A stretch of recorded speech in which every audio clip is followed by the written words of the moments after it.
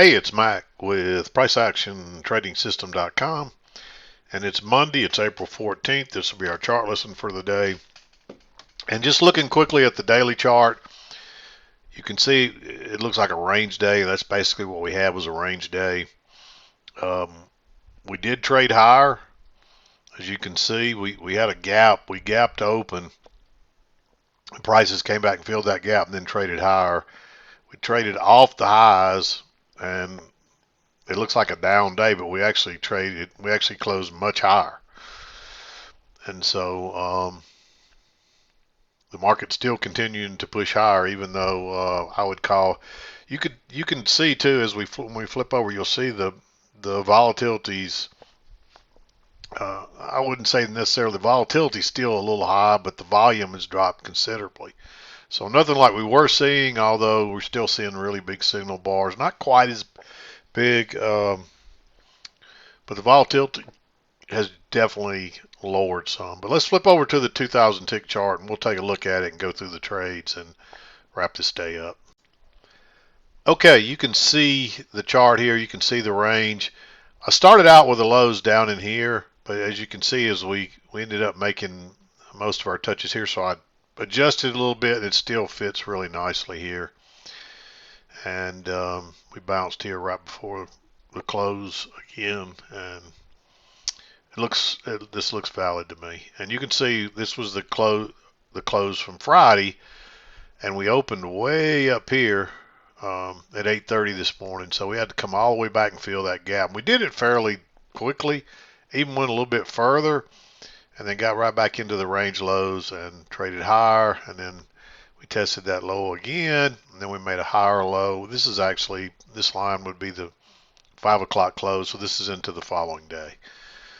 So it does appear there's a spike in channel here, two-tiered channel, but you really needed to play the range right here and then play this tighter channel up, in my opinion. But anyway, as long as you found at least the smaller stuff, you're probably good here. But let's zoom in here.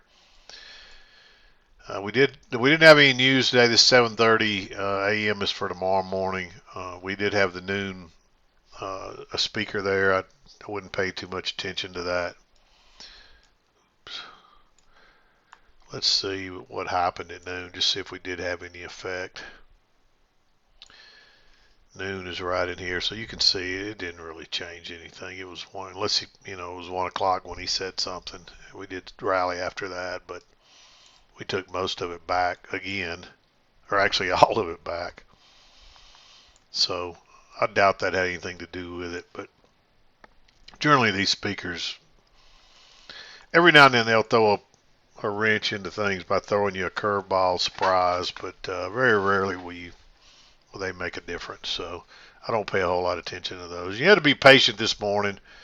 7 o'clock came. It was just as we're kind of coming down here and bottoming out. So let me zoom in a little bit. I don't see anything really tradable here. These are all first entries all the way up. But you got your close outside and a couple of swings up here, and then we had a lower high. You might, if you want to be real aggressive, you might take that trade, but those will fail on you, just like right here. That would have been tempting. It would have failed on you.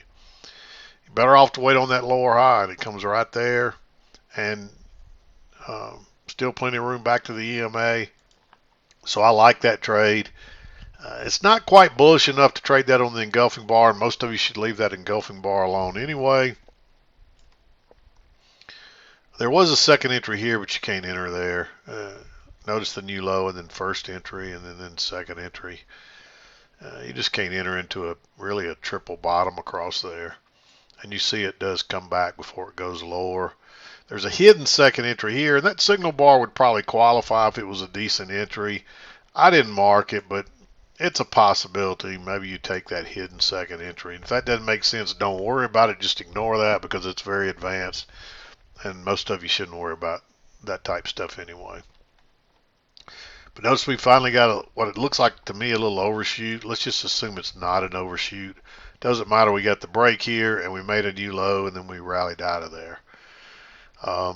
This one's tempting being that far away from the EMA. You should always wait on that higher low though to be sure.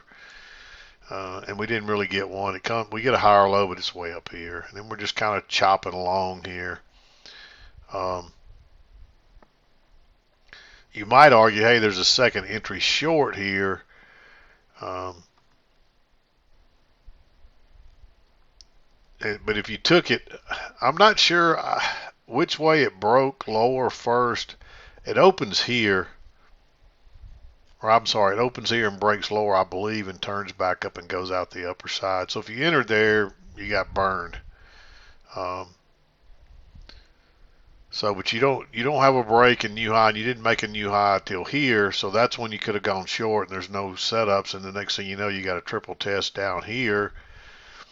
And then after that, if you didn't enter on this one, I wouldn't take this one or this one, because now it looks too congested and we're kind of stuck at the midline, it seems there.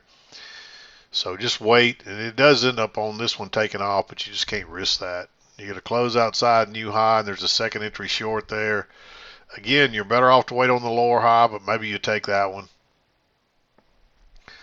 Then you drop down here and you get a I like this one just because you try to go higher 1, 2, 3 times. You're back in the range, so you got a triple test there. It's a really big signal bar, 55 ticks. You still got room to get out there, so maybe you take that one on that triple test. Honestly, it's aggressive because it's such a big signal bar, and you would expect that prices are probably going to bounce here. So do you really want to risk that for 55 points for maybe 3.5 points if you're lucky? I just don't think it's worth risking. Now, we did break out up here. If you could get going up here, that's fine, but you don't want to get going in here because it could bounce. I mean, it could keep going. So maybe you take that and just keep your stop tight on any runners if you have a runner. Here, your signal bar is not good enough. I'd wait on a higher low, which comes here, and it's not a good signal bar. And then we break out up here. And you got to be careful on these breakouts. Normally you want to fade them, but I don't really see anything there to go short. And then when we get a triple test right here with a nice signal bar, there's plenty of room to get out. So I like going long there. And it runs up, and you might redraw your trend line here.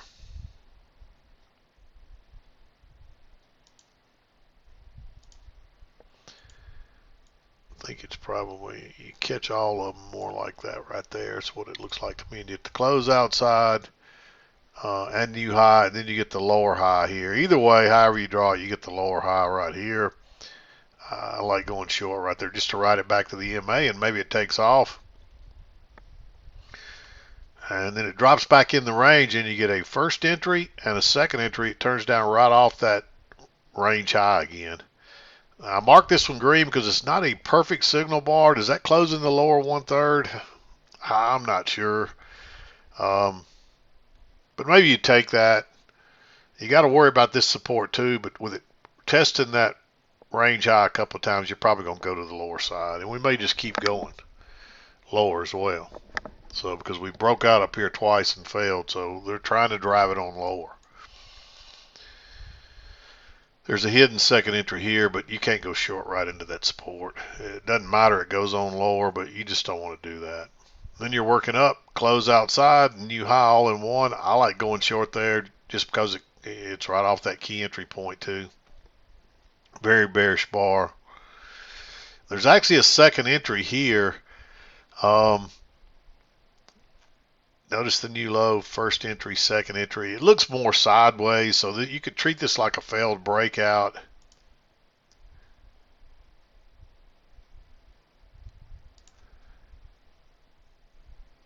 And as you see there, you just barely have enough room to get out there. It's questionable. So I don't really like it. It actually makes one tick lower anyway, so I think that disqualifies it. Let me just make sure before I tell you that. 25.75, and that one's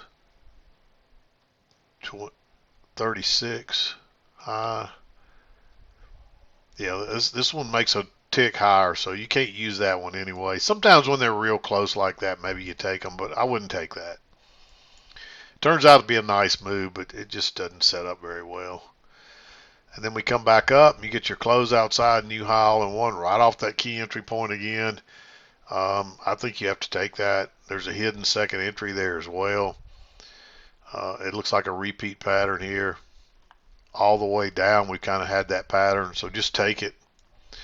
There's a lower high here. I did not mark it, but maybe you take it too, because there's still room to get out there. You can see you had to ride back a little pullback before it went lower, but there's still room there, so it's a possibility. And it does break out. No chance to go long here. Runs up. I don't know if there's a close outside. That's not convincing enough. But it does come back. It comes back down to the lows and tests that again. And you can see now we've tested it 1, 2, 3 times. We do get the close outside new low in one bar. So I like going long there. There's a higher low here, but the red bar makes the swing low, so you can't use it. Now, again, I don't think you want to use that bar. Like I said, sometimes when there's just like a tick difference, maybe, but that's a pretty big bar to be risking coming out of congestion there. Runs up. We get a double test of this, but you might argue there's a lower high there, but you don't know for sure you got a range here yet. I'd want one more test, and we get it right here in a nice signal bar. That's where you want to go short.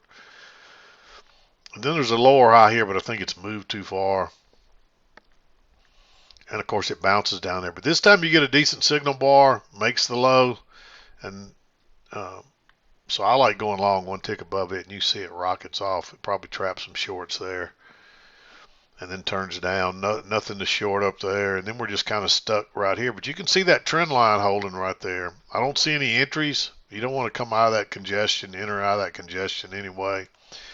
Now you do break out here with a lower high on a second entry short. Notice that new low, first entry, second entry. But you got two bars side by side, and one of them's engulfing, and it's a they're both dojis. I don't like either signal bar, so I don't think you want to go short there. You do get two swings back with a second entry long when it breaks above this bar, but it's right into those highs.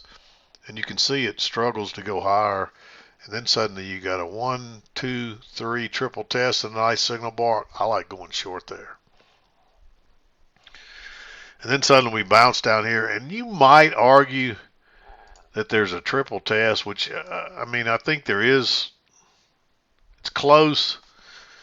To me, it really looks more like that. This is closed way too low. So I don't know if you have a triple test there, but regardless, you don't want to go long into that right there. And you actually had some more resistance right here. So it ends up taking off, but I just don't think you want to risk that.